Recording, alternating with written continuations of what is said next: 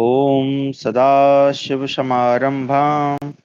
श्रीशङ्कराचार्यमध्यमाम् अस्मदाचार्यपर्यन्तां वन्दे गुरुपरम्परां।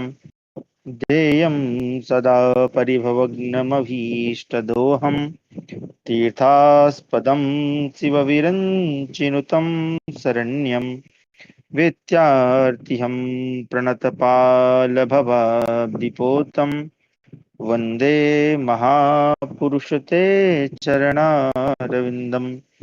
सच्चिदानन्दरूपाय विश्वोत्पत्त्यादिहेतवे तापत्रय विनाशाय श्रीकृष्णाय वयं नुमः। आप सभी का स्वागत है आज की हमारी शास्त्र दिन की कक्षा में, जहां हम अध्ययन कर रहे हैं महाभारत। इसके पूर्व की जो कक्षा थी उसमें हमने अध्ययन किया सावित्री और सत्यवान के उपाख्यान को। इसके माध्यम से हमें ज्ञात हुआ कि जो सावित्री है वो अश्वपति नाम के एक राजा की पुत्री थी। बड़ी ही सती साध्वी विद्वान थी, क्षमा करें, विदुषी थी। उसके पिता ने उसे स्वयं ही अपना पति खोजने का आदेश दिया। उसने जो है सत्यवान को अपने वर के रूप में चुना, परंतु नारद जी ने बताया कि इसकी मृत्यु 1 वर्ष के अंदर हो जाएगी।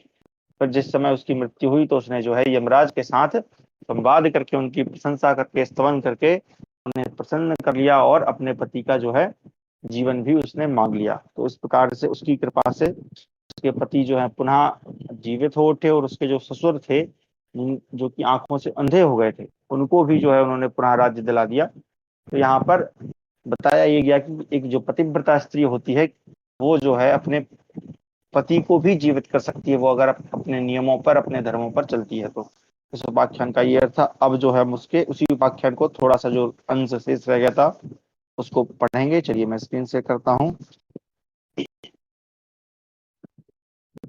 तो हमारा है नवनवत्यधिक द्विशतमो, यानी कि 299वां अध्याय। साल्व देश की प्रजा के अनुरोध से महाराज द्युमत सेन का राज्याभिषेक कराना तथा सावित्री को 100 पुत्रों और 100 भाइयों की प्राप्ति। मार्कंडेय उवाच तस्यां रात्र्यां व्यतीतायां उदिते सूर्यमंडले कृतपौराणिका सर्वे समेयुस्ते तपोधना। तदैव सर्वं सावित्र्या महाभाग्यं महर्षया द्युमत्सेनाय नातृप्यन् कथयन्तः पुनः पुनः तः प्रकृतयः सर्वे साल्वेभ्योऽभ्यागता नृपा आचक्षु निहतं चैव स्वेनामात्येन तं विषम। मार्कंडेय जी कहते हैं, जब वह रात बीत गई और सूर्यमंडल का उदय हुआ, उस समय तपोधन ऋषिगण पूर्वाहन काल का नित्य कर्म पूरा करके पुनः इस आश्रम में एकत्र हुए। वह महर्षिगण राजा द्युमत्सेन से सावित्री के उस परम सौभाग्य का बारंबार वर्णन करते हुए भी तृप्त नहीं होते थे। राजन, उसी समय साल्व देश से वहां की सारी प्रजाओं ने आकर महाराज द्युमत्सेन से कहा, प्रभु, आपका शत्रु अपने ही मंत्री के हाथों मारा गया है। उन्होंने यह भी निवेदन किया है कि उसके सहायक और बंधु बांधव भी मंत्री के ही हाथों मर चुके हैं। शत्रु की सारी सेना पलायन कर गई है। यह यथावत वृत्तांत सुनकर सब लोगों का एक मत से यह निश्चय हुआ है कि हमें पूर्व नरेश पर ही विश्वास है। उन्हें दिखाई देता हो या न दिखता हो, वे ही हमारे राजा हैं। नरेश्वर, ऐसा निश्चय करके ही हमें यहाँ भेजा गया है। ये सवारियां प्रस्तुत हैं और आपकी चतुरंगिनी सेना भी आपकी सेवा में उपस्थित है। राजन, आपका कल्याण हो। अतः अब अपने राज्य में पधारिए। नगर में आपकी विजय घोषित कर दी गई है। आप दीर्घ काल तक अपने बाप दादों के राज्य पर प्रतिष्ठित रहें। तत्पश्चात राजा द्युमत्सेन को नेत्रयुक्त और स्वस्थ शरीर से सुशोभित देखकर उनके नेत्र आश्चर्य से खिल उठे और सबने मस्तक झुकाकर उन्हें प्रणाम किया। इसके बाद राजा ने आश्रम में रहने वाले उन वृद्ध ब्राह्मणों को अभिवादन किया और उन सबसे समादृत हो वे अपनी राजधानी की ओर चले। सैव्या भी अपनी बहू सावित्री के साथ सुंदर बिछावन से युक्त तेजस्वी शिविका पर, जिसे कई कहार ढो रहे थे, आरूढ़ हो सेना से घिरी हुई चल दी। वहां पहुंचने पर पुरोहितों ने बड़ी प्रसन्नता के साथ द्युमत्सेन का राज्याभिषेक किया। साथ ही उनके महामना पुत्र सत्यवान को भी युवराज के पद पर अभिषिक्त कर दिया। तदनंतर दीर्घ काल के पश्चात सावित्री के गर्भ से उसकी कीर्ति बढ़ाने वाले 100 पुत्र उत्पन्न हुए। वे सबके सब सूरवीर तथा संग्राम में कभी पीछे न हटने वाले थे। इसी प्रकार मद्रराज अश्वपति के भी मालवी के गर्भ से सावित्री के 100 सहोदर भाई उत्पन्न हुए, जो अत्यंत बलशाली थे। इस तरह सावित्री ने अपने आप को, पिता माता को, सास ससुर को तथा पति के समस्त कुल को भी भारी संकट से बचा लिया था। सावित्री की ही भांति यह कल्याणमयी उत्तम कुल वाली सुशीला द्रौपदी भी तुम सब लोगों का महान संकट से उद्धार करेगी। जन्मेजय, इस प्रकार उन महात्मा मार्कंडेय जी के समझाने बुझाने और आश्वासन देने पर उस समय पांडुनंदन राजा युधिष्ठिर शोक तथा चिंता से रहे तो काम्यक वन में सुखपूर्वक रहने लगे। जो इस परम उत्तम सावित्री उपाख्यान को भक्तिभाव से सुनेगा, वह मनुष्य सदा अपने समस्त मनोरथों के सिद्ध होने से सुखी होगा और कभी दुख नहीं पाएगा। इस प्रकार हमारा 299वां अध्याय समाप्त हुआ। 300वां अध्याय, जो कि है कुंडलाहरण पर्व, जो कि वन पर्व का ही पर्व है। सूर्य का स्वप्न में कर्ण को दर्शन देकर उसे इंद्र को कुंडल और कवच न देने के लिए सचेत करना था। कर्ण का आग्रह पूर्वक कुंडल और कवच देने का ही निश्चय रखना। अच्छा, अब ये जो है कर्ण के कवच और कुंडल, इसके विषय में कई विद्वानों का अलग अलग मत है। जैसे मैं चूंकि सुनता ही हूँ, तो पढ़ा तो नहीं है मैंने कहीं पर, लेकिन उनका कहना यह है कि कर्ण के समीप जो है किसी प्रकार के कवच कुंडल नहीं थे। ये संभवतः प्रक्षिप्त अध्याय या अलग से जोड़ा गया ही वो मतलब है। लेकिन चलिए हम पढ़ते हैं। जन्मेजयो वाचो यत्तदा महद् ब्रह्मन् लोमशो वाक्यम अब्रवीत इंद्रस्य वचनादेवं पांडुपुत्रं युधिष्ठिरं यच्चापि ते भयं तीव्रं न च कीर्तयसे क्वचित् तच्चाप्य हरिष्यामि धनञ्जय यतो गते किं नु तज्जप्तां श्रेष्ठं करणं प्रति महद्भयम् आसीन्न च सधर्मात्मा कथयामास कस्यचित्। जन्मेजय ने पूछा, ब्रह्मन लोमस जी ने इंद्र के कथनानुसार उस समय पांडुपुत्र युधिष्ठिर से जो यह महत्वपूर्ण वचन कहा था कि तुम्हें जो बड़ा भारी भय लगा रहता है और जिसकी तुम किसी के सामने चर्चा नहीं करते, उसे भी मैं अर्जुन यहाँ स्वर्ग से चले जाने पर दूर कर दूंगा। जब करने वालों में श्रेष्ठ वैशंपायन जी, धर्मात्मा महाराज युधिष्ठिर को कर्ण से वह कौन सा भारी भय था जिसकी वे किसी के सम्मुख बात भी नहीं चलाते थे। तो देखिए, ये जो पढ़ने से ही पता चल जाता है कि प्रसंग कुछ और चल रहा है। युधिष्ठिर उस समय दुखी हैं और उसके आगे की कथा न पूछकर इन्होंने कर्ण के कवच कुंडल के विषय में पूछा। जन्मेजय ने, वैशंपायन जी ने कहा, नृपश्रेष्ठ भरत कुलभूषण, तुम्हारे प्रश्न के अनुसार मैं यह कथा सुनाऊंगा, तुम ध्यान देकर मेरी बात सुनो। तो ये जो कथा है एक प्रकार से प्रसंग से थोड़ा हट जाती है, क्योंकि काम्यक वन में है, अब उनका जो है वनवास लगभग समाप्ति की ओर है। तो उसके आगे की कथा संभवतः आनी चाहिए थी, लेकिन यहाँ बीच में ही कर्ण की कथा आती है। इसके कारण भी कई लोग इसको जो है प्रक्षिप्त मानते हैं। जब पांडवों के वनवास के 12 वर्ष बीत गए और 13वां वर्ष आरंभ हुआ, तब पांडवों के हितकारी इंद्र कर्ण से कवच कुंडल मांगने को उद्यत हुए। महाराज, कुंडल के विषय में देवराज इंद्र का मनोभाव जानकर भगवान सूर्य कर्ण के पास गए। ब्राह्मण भक्त और सत्यवादी वीर कर्ण अत्यंत निश्चिंत होकर एक सुंदर बिछौने वाली बहुमूल्य सैया पर सोया था। राजेंद्र भरत नंदन अंशुमाली, भगवान सूर्य ने पुत्र स्नेहवश अत्यंत दया भाव से युक्त हो रात को सपने में कर्ण को दर्शन दिया। उस समय उन्होंने वेद वेदता ब्राह्मण का रूप धारण कर रखा था। उनका स्वरूप योग समृद्धि से संपन्न था। उन्होंने कर्ण के हित के लिए उसे समझाते हुए इस प्रकार कहा, सत्यधारियों में श्रेष्ठ तात कर्ण, मेरी बात सुनो। महाबाहो, मैं सौहार्दवश आज तुम्हारे परम हित की बात कहता हूँ। कर्ण, देवराज इंद्र पांडवों के हित की इच्छा से तुम्हारे दोनों कुंडल और कवच, अब यहाँ पे कवच जो है वो ब्रैकेट में है, यहाँ पर केवल कर्ण कुंडलाप जिहीर्षया, कुंडल ही लिखे हैं श्लोक में, लेने के लिए ब्राह्मण का छद्म वेश धारण करके तुम्हारे पास आएंगे। तुम्हारी दानशीलता का उन्हें ज्ञान है और संपूर्ण जगत को तुम्हारे इस नियम का पता है कि किसी सत्पुरुष के मांगने पर तुम उसकी अभीष्ट वस्तु देते ही हो, उससे कुछ मांगते नहीं। तात तुम ब्राह्मणों को उनकी मांगी हुई वस्तु दे ही देते हो, साथ ही धन तथा और जो भी कुछ भी मांग ले तब सब दे डालते हो, किसी को नहीं कहकर निराश नहीं लौटाते।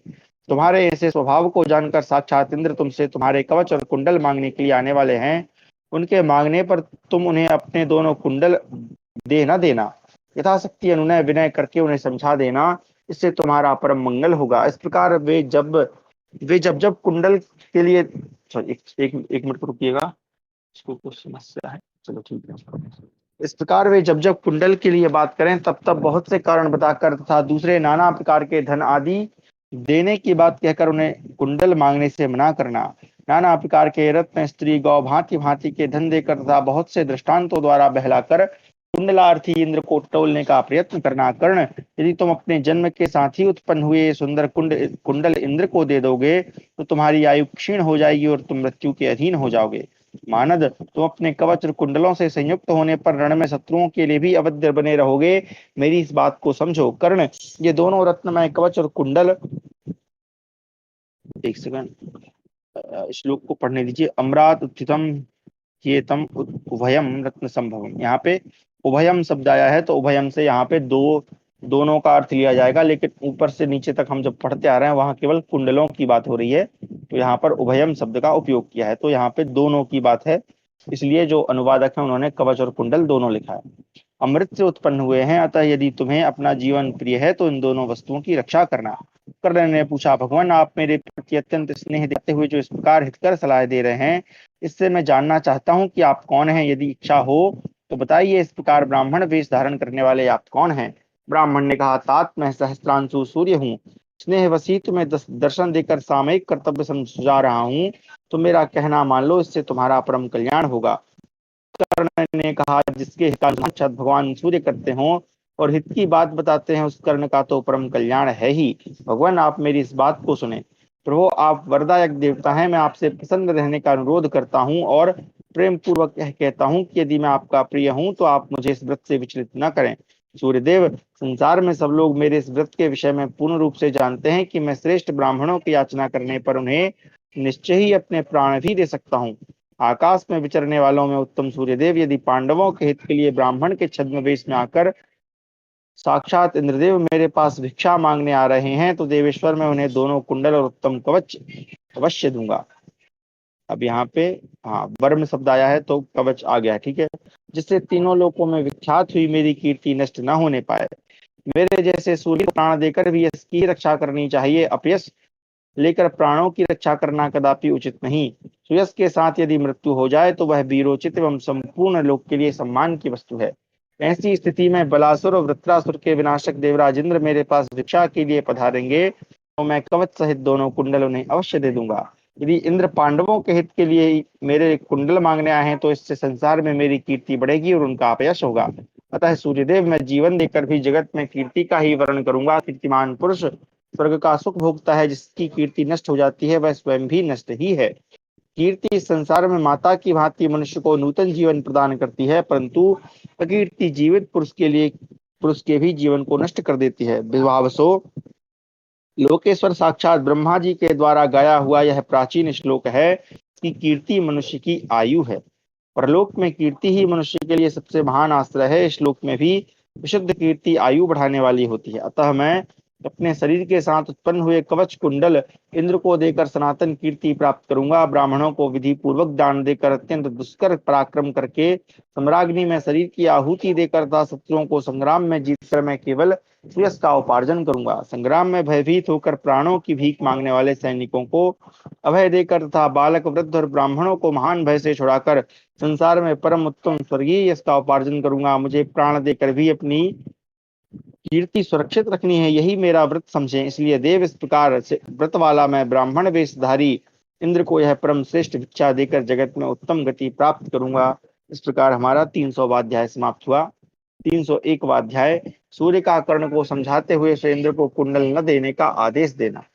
सूर्योवाच, माहितं कर्णकासीत् त्वम् आत्मनः सुहृदां तथा पुत्राणां मत भार्याणाम् अथो मातुरथो पितुः शरीरस्याविरोधेन प्राणिनां प्राणभृद्वरा इष्यते इष्यते यशसः प्राप्ति कीर्तिश्च त्रिदवे स्थिरा। स्त्वं प्राणविरोधेन कीर्तिमिच्छति शाश्वतीं, सा ते प्राणान् समादाय गमिष्यति न संशयः।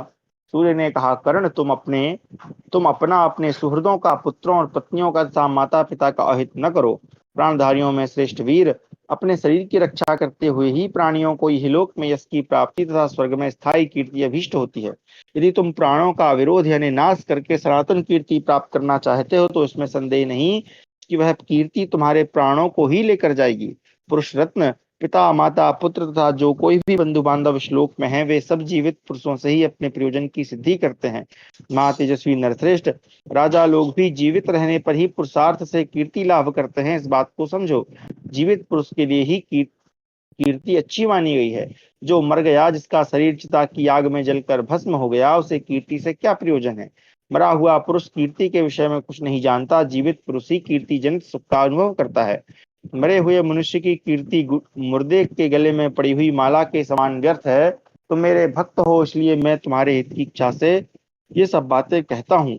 मुझे अपने भक्तों की रक्षा करनी ही चाहिए, इसलिए मैं तुमसे तुम्हारे हित की बात कहता हूँ। महाबाहो, यह मेरा भक्त है, परम भक्ति भाव से मेरा भजन करता है। यह सोचकर मेरे मन में भी तुम्हारे प्रति स्नेह जाग उठा है, अतः तुम मेरी आज्ञा का पालन करो। इस संबंध में एक देव विहित आध्यात्मिक रहस्य है। इसी कारण मैं तुमसे कहता हूँ कि तुम बेटके यही कार्य करो जिसे मैंने तुम्हें बतलाया है। पुरुष रत्न देवताओं की गुप्त बात तुम समझ नहीं सकते, इसलिए इस गोपनीय रहस्य को तुम्हें नहीं बता रहा हूँ। समय आने पर तुम सब कुछ अपने आप जान लोगे। राधानंदन, मैं फिर अपनी कही हुई बात दोहराता हूँ, उसे ध्यान देकर सुनो। इंद्र के मांगने पर भी तुम उन्हें वे अपने कुंडल न देना।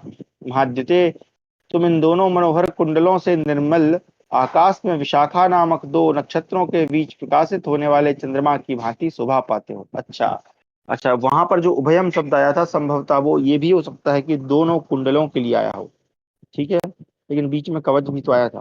खैर, हो सकता है कवच कुंडल दोनों रहे हों या सिर्फ कुंडल हो, क्योंकि अधिकतर जगह जो है कुंडल का ही उपयोग हो रहा है। तुम्हें यह मालूम होना चाहिए कि जीवित पुरुष के लिए ही कीर्ति प्रशंसनीय है, अतः तात तुम्हें कुंडल के लिए आए हुए देवराज इंद्र को देने से मना कर देना चाहिए। अनघ, तुम बारंबार युक्त युक्त वचन कहकर अनेक प्रकार की बातों में बहलाकर देवराज इंद्र की कुंडल लेने की इच्छा को नष्ट कर सकते हो।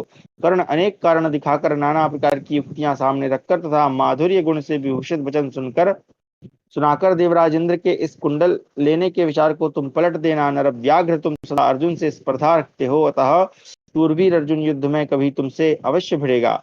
यदि तुम इन दोनों कुंडलों को धारण किए रहोगे तो अर्जुन अर्जुन तुम्हें युद्ध में कदापि नहीं जीत सकते, भले ही साक्षात इंद्र भी उनकी सहायता करने के लिए आ जाएं। अतः कर्ण, यदि तुम समर भूमि में अर्जुन को जीतने की अभिलाषा रखते हो तो इंद्र को ये दोनों शुभ कुंडल कुंडल कदापि ना देना।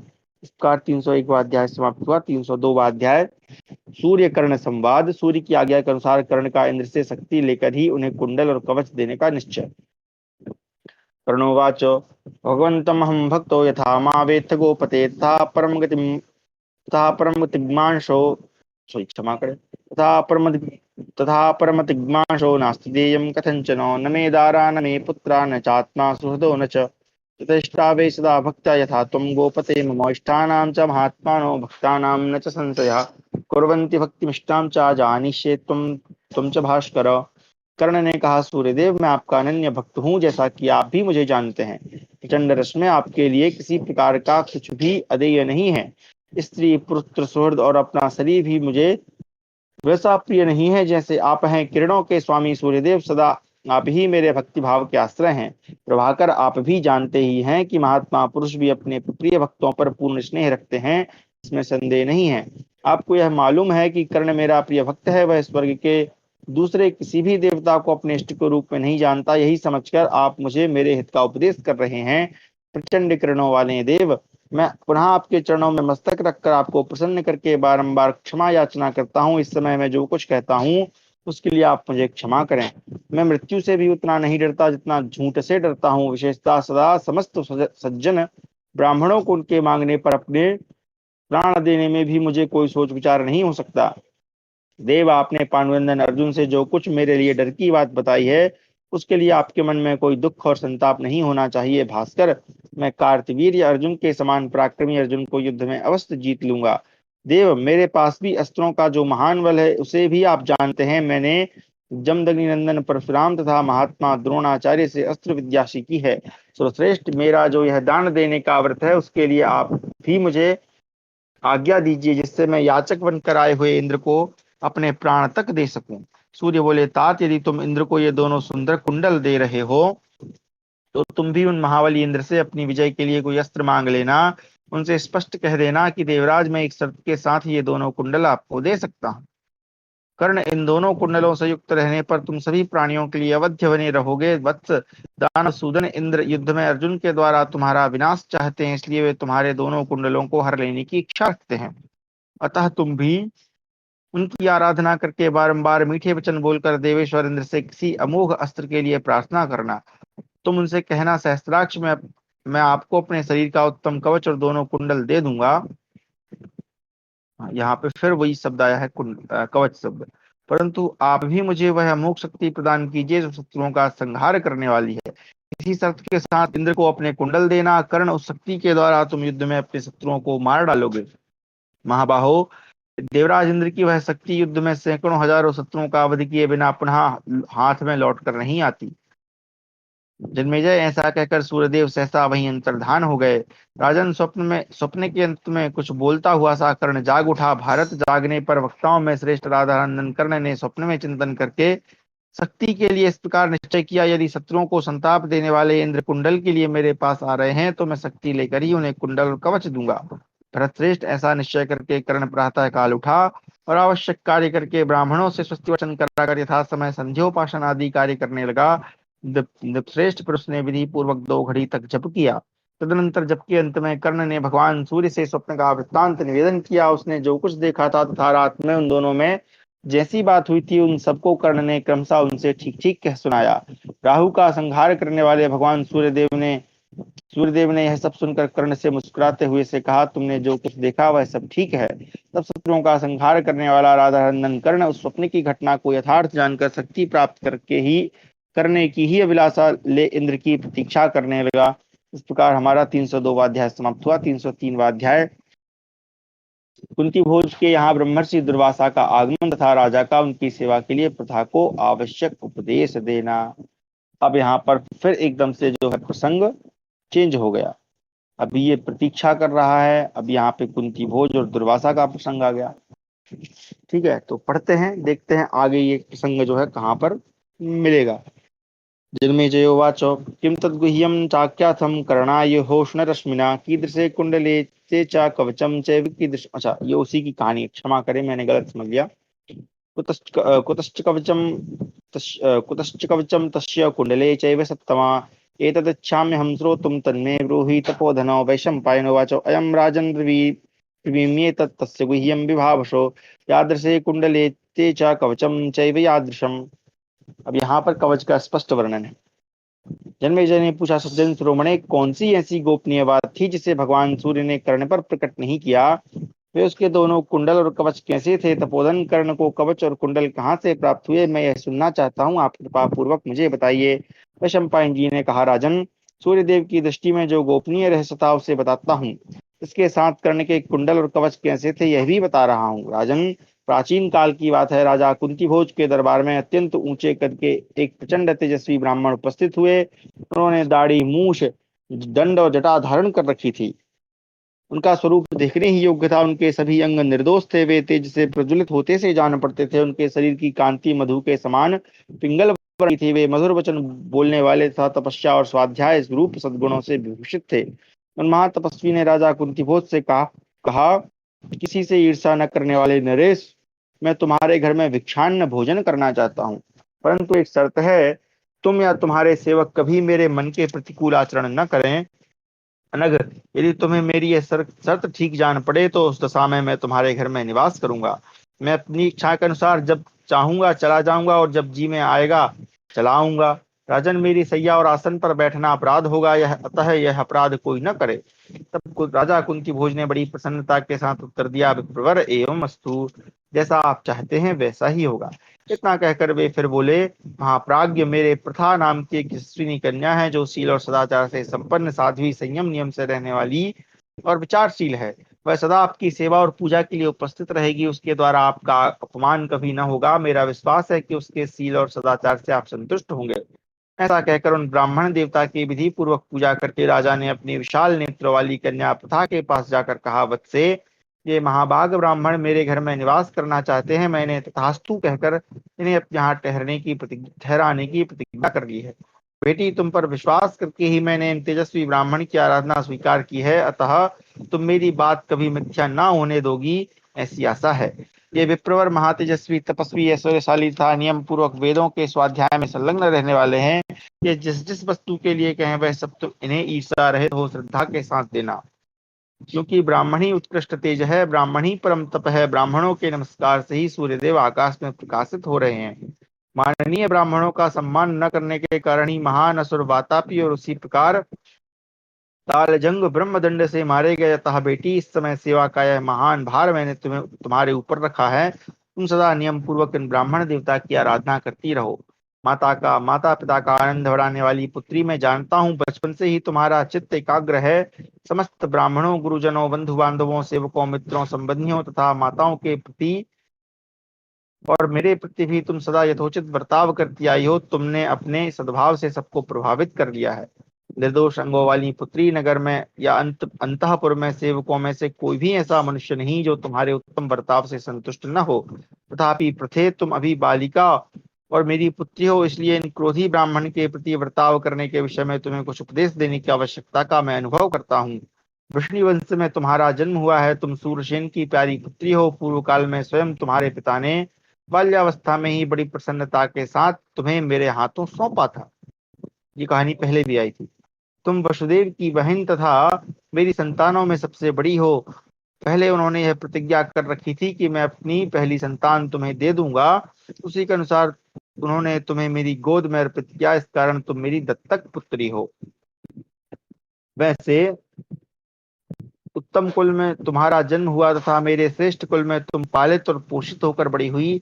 जैसे जल की धारा एक सरोवर से निकलकर दूसरे सरोवर में गिरती है, उसी प्रकार तुम एक सुखमय स्थान से दूसरे सुखमय स्थान में आई हो। सुबह जो दूषित कुल में उत्पन्न होने वाली स्त्रियां हैं, वे किसी तरह विशेष आग्रह में पड़कर अपने अविवेक के कारण प्रायः बिगड़ जाती हैं, परंतु तुम में ऐसी आशंका नहीं है। प्रथे तुम्हारा जन्म राजकुल में हुआ है। तुम्हारा रूप भी अद्भुत है। कुल और रूप के अनुसार ही तुम उत्तम शील, सदाचार और सद्गुणों से संयुक्त एवं संपन्न हो, साथ ही विचारशील भी हो। सुंदर भाव वाली प्रथे, तुम दर्प, दंभ और मान को त्याग कर यदि यदि इन वरदायक ब्राह्मण की आराधना करोगी तो परम कल्याण की भागिनी हो जाओगी। कल्याणी, तुम पाप रहित हो। यदि इस प्रकार इनकी सेवा करने में सफल हो गई तो तुम्हें निश्चय ही कल्याण की प्राप्ति होगी, और यदि तुमने अपने अनुचित बर्ताव से इन श्रेष्ठ ब्राह्मण को कुपित कर दिया तो संपूर्ण कुल जलकर भस्म हो जाएगा। इस प्रकार 303वां अध्याय समाप्त हुआ। 304वां अध्याय कुंती का पिता से वार्तालाप और ब्राह्मणी की परिचर्या। कुंत्युवाच ब्राह्मणं यन्त्रिता राजन् उपस्थास्यामि पूजया यथा प्रतिज्ञं राजेन्द्र न च मिच्छाम्यहम्। एष चैव स्वभावो मे पूजयेयं द्विजानिति तच्चैव प्रियं कार्यं श्रेयश्च परमं मम। यद्यैवेष्यति साहान्ये यदि प्रार्थरतो निशि यदत्र रात्रे भगवन्न मे कोपं करिष्यति। कुंती बोली, राजन, मैं नियमों में आबद्ध रहकर आपकी प्रतिज्ञा के अनुसार निरंतर इन तपस्वी ब्राह्मण की सेवा पूजा के लिए उपस्थित रहूंगी। राजेंद्र, मैं झूठ नहीं बोलती हूँ। यह मेरा स्वभाव ही है कि मैं ब्राह्मणों की सेवा पूजा करूं, और आपका प्रिय करना तो मेरे लिए परम कल्याण की बात है ही। ये पूजनीय ब्राह्मण यदि सायंकाल आवें, प्रातः काल पधारें अथवा रात या आधी रात में भी दर्शन दें, ये कभी भी मेरे मन में क्रोध उत्पन्न नहीं कर सकेंगे। मैं हर समय इनकी समुचित सेवा के लिए प्रस्तुत रहूंगी। राजेंद्र, नरश्रेष्ठ, मेरे लिए महान लाभ की बात यही है कि मैं आपके आज्ञा के अधीन रहकर ब्राह्मणों की सेवा पूजा करती हुई सदैव आपका हित साधन करूं। महाराज, विश्वास कीजिए, आपके भवन में निवास करते हुए ये द्विजश्रेष्ठ कभी अपने मन के प्रतिकूल कोई कार्य नहीं देख पाएंगे। यह मैं आपसे सत्य कहती हूँ। निष्पाप नरेश, आपकी मानसिक चिंता दूर हो जानी चाहिए। मैं वही कार्य करने का प्रयत्न करूंगी जो इन तपस्वी ब्राह्मण को प्रिय और आपके लिए हितकर हो, क्योंकि पृथ्वी पते महाभाग ब्राह्मण भली भांति पूजित होने पर सेवक को तारने में समर्थ होते हैं, और उसके विपरीत अपमानित होने पर विनाशकारी बन जाते हैं। मैं इस बात को जानती हूँ, अतः इन श्रेष्ठ ब्राह्मण को सब तरह से संतुष्ट रखूंगी। राजन, मेरे कारण इन दुश्रेष्ठ से आपको कभी कोई कष्ट प्राप्त नहीं होगा। राजेंद्र, किसी बालिका द्वारा अपराध बन जाने पर भी ब्राह्मण लोग राजाओं का मंगल करने को उद्यत हो जाते हैं। जैसे प्राचीन काल में सुकन्या द्वारा अपराध होने पर महर्षि च्यवन महाराज सरयाति का अनिष्ट करने को उद्यत हो गए थे। राजेंद्र, आपने ब्राह्मण के प्रति बर्ताव करने के विषय में जो कुछ कहा है, उसके अनुसार मैं उत्तम नियमों के पालन पूर्वक इन श्रेष्ठ ब्राह्मण की सेवा में उपस्थित रहूंगी। इस प्रकार कहती हुई कुंती को बारंबार गले से लगाकर राजा ने उसकी बातों का समर्थन किया और कैसे कैसे क्या क्या करना चाहिए इसके विषय में उसे सुनिश्चित आदेश दिया। राजा बोले, भद्रे आनंदिते, मेरे तुम्हारे तथा कुल के हित के लिए तुम्हें निशंक भाव से इसी प्रकार सब कार्य करना चाहिए। ब्राह्मण प्रेमी महायशस्वी राजा कुंती भोज ने पुत्री से ऐसा कहकर उन आए हुए द्विज की सेवा में प्रथा को दे दिया और कहा, ब्राह्मण, यह मेरी पुत्री प्रथा अभी बालिका है, सुख में पली हुई है। यदि आपका कोई अपराध घटे तो भी आप उसे मन में नहीं लाइएगा। वृद्ध बालक और तपस्वी जन यदि कोई अपराध कर दें तो भी आप जैसे महाभाग ब्राह्मण प्रायः कभी उन पर क्रोध नहीं करते। विप्रवर, सेवक का महान अपराध होने पर भी ब्राह्मणों को क्षमा कर देनी चाहिए तथा शक्ति और उत्साह के अनुसार उनके द्वारा की हुई सेवा पूजा स्वीकार कर लेनी चाहिए। ब्राह्मण ने तथास्तु कहकर राजा का अनुरोध मान लिया। इससे उनके मन में बड़ी प्रसन्नता हुई। उन्होंने ब्राह्मण को रहने के लिए हंस और चंद्रमा की किरणों के समान एक उज्ज्वल भवन दे दिया। अग्निहोत्र गृह में उनके लिए चमचमाते हुए सुंदर आसन की व्यवस्था हो गई। भोजन आदि की सब सामग्री भी राजा ने वहीं प्रस्तुत कर दी। राजकुमारी कुंती आलस्य और अभिमान को दूर भगाकर ब्राह्मण की आराधना में बड़े यत्न से संलग्न हो गई।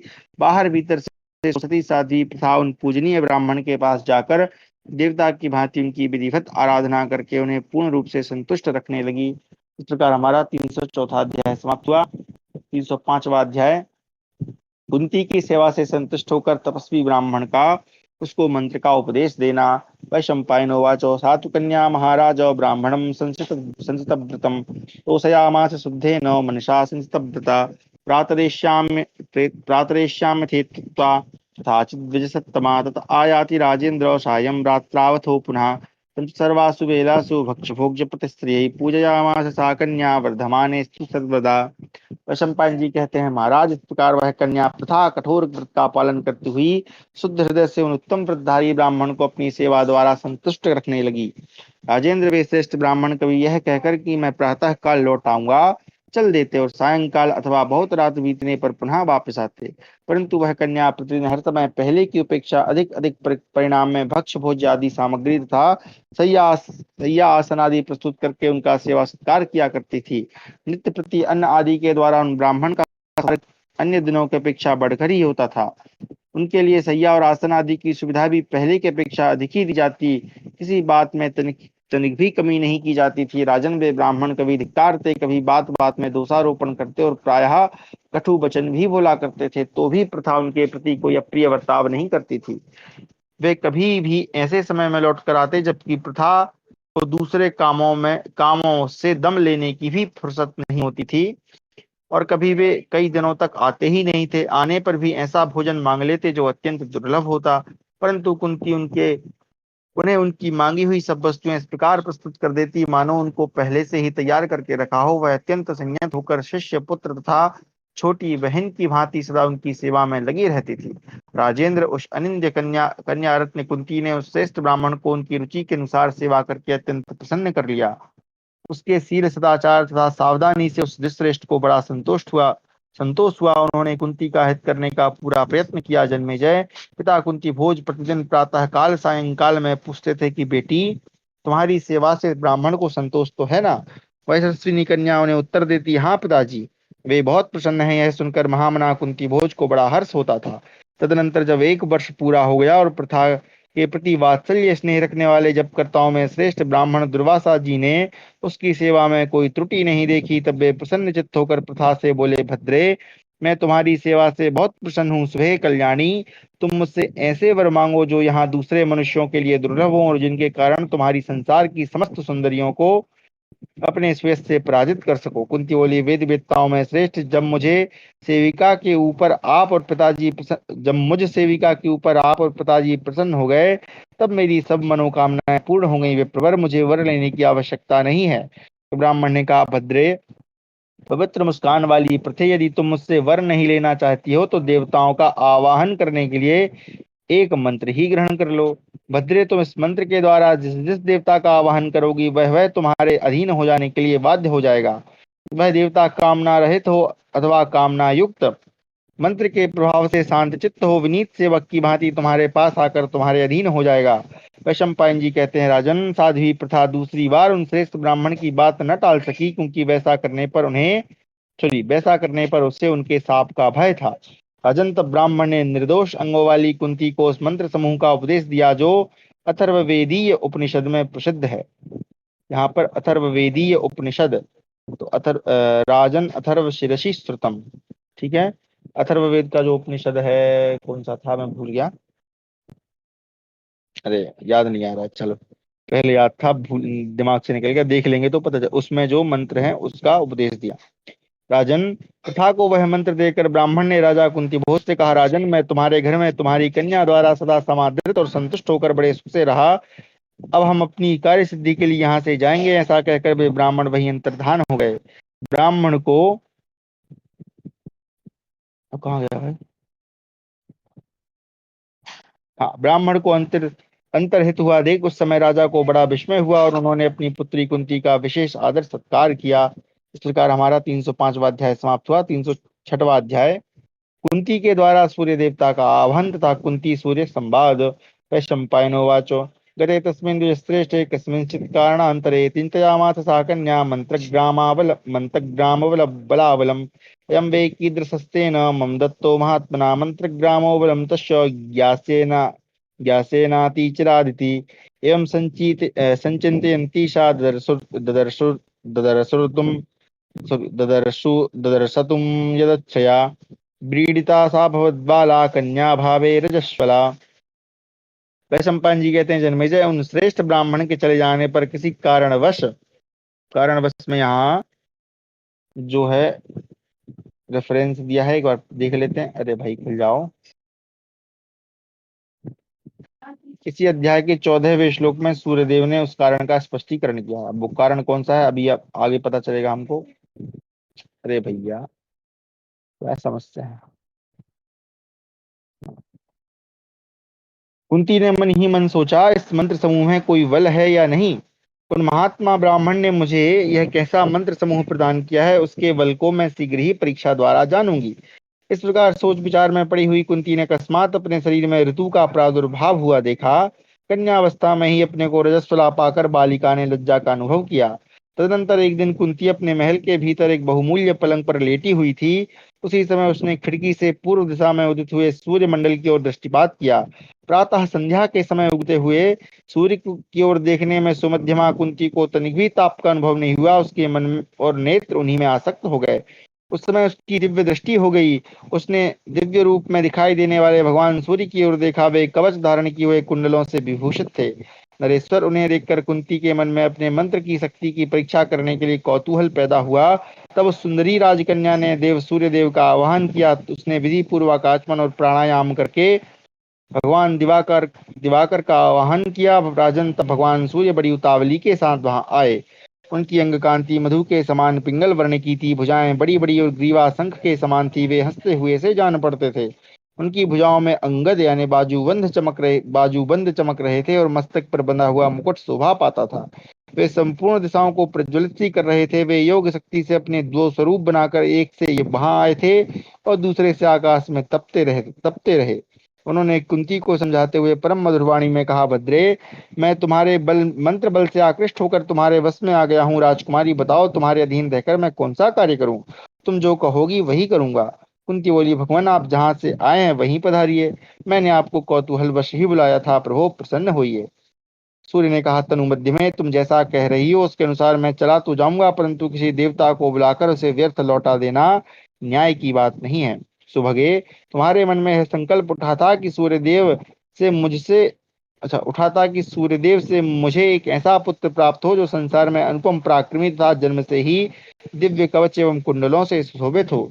अतः गजगामिनी, तुम मुझे अपना शरीर समर्पित कर दो। अंगने, ऐसा करने से तुम्हें अपने संकल्प के अनुसार तेजस्वी पुत्र प्राप्त होगा। भद्रे, सुंदर मुस्कान वाली प्रथे, तुमसे समागम करके मैं पुनः लौट जाऊंगा, परंतु यदि आज तुम मेरा प्रिय वचन नहीं मानोगी तो मैं कुपित होकर तुमको, उस मंत्रदाता ब्राह्मण को और तुम्हारे पिता को भी शाप दे दूंगा। तुम्हारे कारण मैं उन सबको जलाकर भस्म कर दूंगा, इसमें संशय नहीं है। तुम्हारे मूर्ख पिता को भी मैं जला दूंगा, जो तुम्हारे इस अन्याय को नहीं जानता है, तथा जिसने तुम्हारे शील और सदाचार को बिना ही मंत्र उपदेश दिया है, उस ब्राह्मण को भी अच्छी सुख दूंगा। भामिनी, ये इंद्र आदि समस्त देवता आकाश में खड़े होकर मुस्कुराते हुए से मेरी ओर इस भाव से देख रहे हैं कि मैं तुम्हारे द्वारा कैसा ठगा गया। देखो ना, इन देवताओं की ओर मैंने तुम्हें पहले से ही दिव्य दृष्टि दे दी है, जिससे तुम मुझे देख सकती हो। वैशंपायन जी कहते हैं, जन्मेजय, जब राजकुमारी कुंती ने आकाश में अपने अपने विमानों पर बैठे हुए सब देवताओं को देखा, जैसे सहस्त्रों किरणों से युक्त भगवान सूर्य अत्यंत दीप्तिमान दिखाई देते हैं, उसी प्रकार वे सब देवता प्रकाशित हो रहे हैं। उन्हें देखकर बालिका कुंती को बड़ी लज्जा हुई। उस देवी ने भयभीत होकर सूर्यदेव से कहा, किरणों के स्वामी दिवाकर, आप अपने विमान पर चले जाइए। छोटी बालिका होने के कारण मेरे द्वारा आपको बुलाने का यह दुखदायक अपराध बन गया। मेरे माता पिता तथा अन्य गुरुजन ही मेरे शरीर को देने का अधिकार रखते हैं। मैं अपने धर्म का लोप नहीं करूंगी। स्त्रियों के सदाचार में अपने शरीर की पवित्रता को बनाए रखना ही प्रधान है। संसार में उसी की प्रशंसा की जाती है। प्रभो प्रभाकर, मैं अपने बाल स्वभाव के कारण मंत्र का बल जानने के लिए ही आपका आह्वान किया है। एक अनजान बालिका समझकर आप मेरे इस अपराध को क्षमा कर दें। सूर्यदेव ने कहा, कुंती भोज कुमारी कुंती, बालिका समझकर ही मैं तुमसे इतनी अनुनय विनय करता हूँ। दूसरी कोई स्त्री मुझसे अनुनय का अवसर नहीं पा सकती। भीरु, तुम मुझे अपना शरीर अर्पण करो। ऐसा करने से तुम्हें शांति प्राप्त हो सकती है। निर्दोष अंगों वाली सुंदरी, मैं तुमने मंत्र द्वारा मेरा आवाहन किया है। इस दशा में उस आवाहन को व्यर्थ करके तुमसे मिले बिना ही लौट जाना मेरे लिए उचित न होगा। भीरु, यदि मैं इसी तरह लौटूंगा तो जगत में मेरा उपहास होगा। सुबह संपूर्ण देवताओं की दृष्टि में भी मुझे निंदनीय बनना पड़ेगा। अतः तुम मेरे साथ समागम करो। तुम मेरे ही समान पुत्र पाओगी और समस्त संसार में अन्य स्त्रियों से विशिष्ट समझी जाओगी, इसमें संशय नहीं है। इस प्रकार हमारा 306वां अध्याय समाप्त हुआ। इस 14वें श्लोक में मैंने ध्यान नहीं दिया, एक बार देख लेता हूँ। अच्छा, तुमने मेरा संकल्प उठा था, ये उन्होंने कि तुमको पुत्र प्राप्ति चाहिए, इसलिए वो सूर्य देवता को बुलाई थी। चलो भैया, 307वां अध्याय। सूर्य द्वारा कुंती के गर्भ में, सॉरी क्षमा करें, उदर में गर्भस्थापन। वैशंपायनोवाच, सातु कन्या बहुविधम ब्रुवन्ति मधुरं वचः, अनेनेतुं सहस्रांशुं नस्सा कमनश्विनी नस्सा केदावाला प्रत्याख्यातुं तमोनुदम्। भीता शापात्तो राजन् दद्यौ दीर्घं मथान्तरम्। अनागशा पितुः शापो ब्राह्मणस्य तथैव च मन्निमित्तं कथं न स्यात् क्रुद्धा तस्माद् विभावशो। वैशंपायन जी कहते हैं, जन्मेजय, इस प्रकार राजकन्या मनस्विनी कुंती नाना प्रकार से मधुर वचन कहकर अनुनय विनय करने पर भी भगवान सूर्य को मनाने में सफल न हो सकी। राजन, जब वह बाला अंधकार नाशक भगवान सूर्य देव को न डाल सकी, तब साप से भयभीत हो दीर्घ काल तक कुछ मन ही मन सोचने लगी। उसने सोचा कि क्या उपाय करूं जिससे मेरे कारण मेरे निरपराध पिता तथा निर्दोष ब्राह्मण को क्रोध में भरे हुए इन सूर्यदेव से शाप प्राप्त न हो। सज्जन, बालकों को भी चाहिए कि वह अत्यंत मोह के कारण पाप शून्य तेजस्वी तथा तपस्वी पुरुषों के, अरे बंद क्यों हो गया भाई,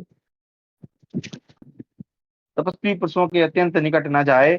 परंतु मैं तो आज अत्यंत भयभीत तो भगवान सूर्य देव के हाथ में पड़ गई हूँ, तो भी स्वयं अपने शरीर को देने जैसा न करने योग्य नीच कर्म कैसे करूं।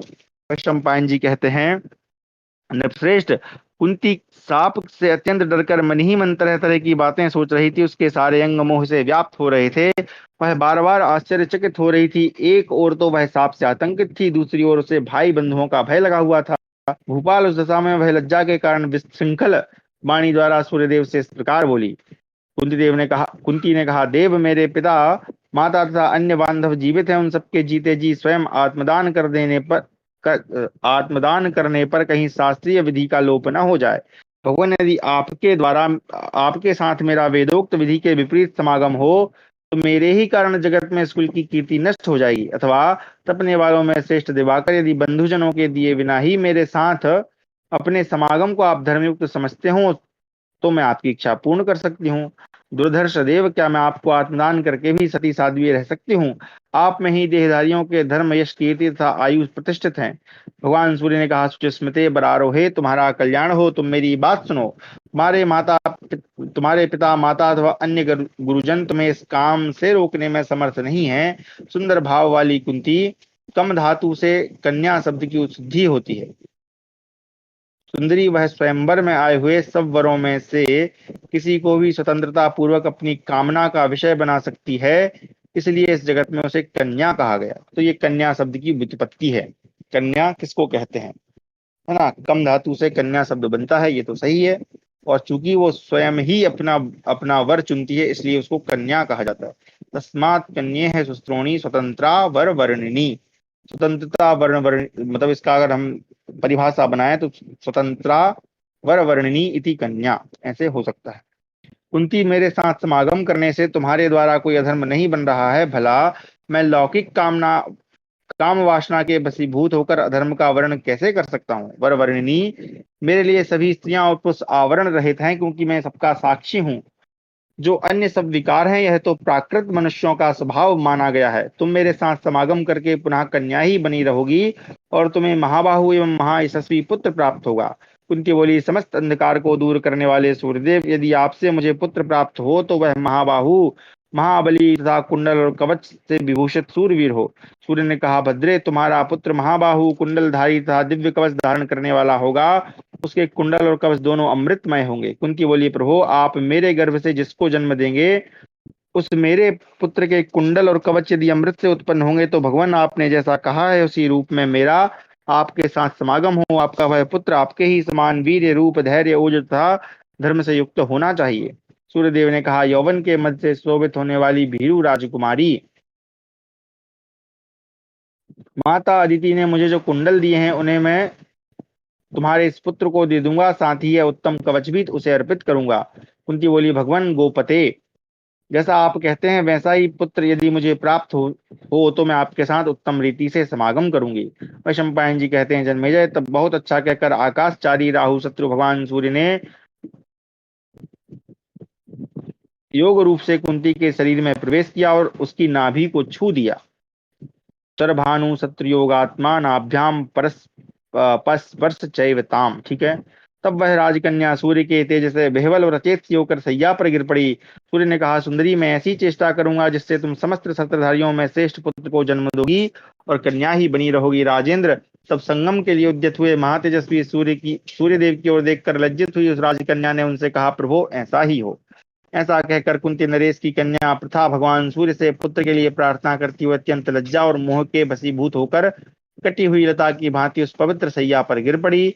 तत्पश्चात सूर्यदेव ने उसे अपने तेज से मोहित कर दिया और योग शक्ति के द्वारा उसके भीतर प्रवेश करके अपना तेजोमय वीर स्थापित किया। उन्होंने कुंती को दूषित नहीं किया, उसका कन्या भाव अछूता ही रहा।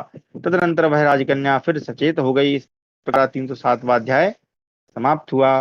कक्षा को आज अपनी ही विराम देते हैं। आगे फिर हम पढ़ेंगे कर्ण का जन्म, कुंती का उसे पिटारी में रखकर जल में बहा देना और